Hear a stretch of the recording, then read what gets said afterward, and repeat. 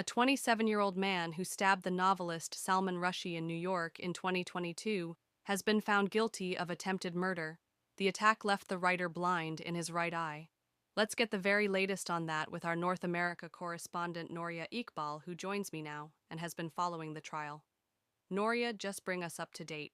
Well, this attack happened, as you mentioned, in 2022. Sir Salman Rushdie was at the CH Institution in southwestern New York. He was on stage, ironically giving a talk about how to keep writers safe. Now, 27-year-old Hadi Matar was in the audience. He had purchased a ticket to go to the event, but he rushed onto stage and attacked Mr. Rushdie multiple times. The author had to be airlifted to hospital. It took him weeks to recover, and he chronicled the incident in his latest book. Now, in terms of this trial, it took less than 2 weeks, and it took less than 2 hours for the jury to come back with their verdict.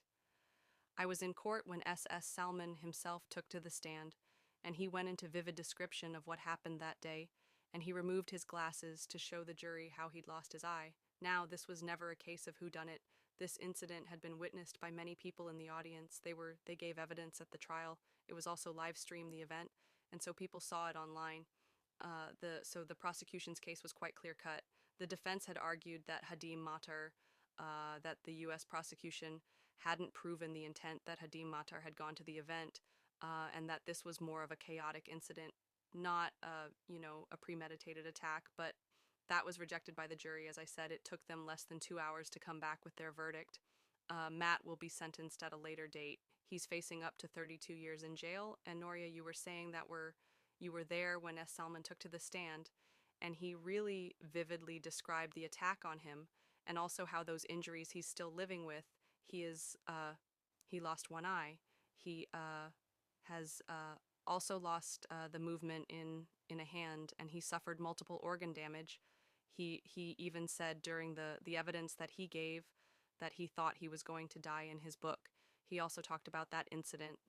Just the backstory of Mr. Rushdie, which many people might know or others might not.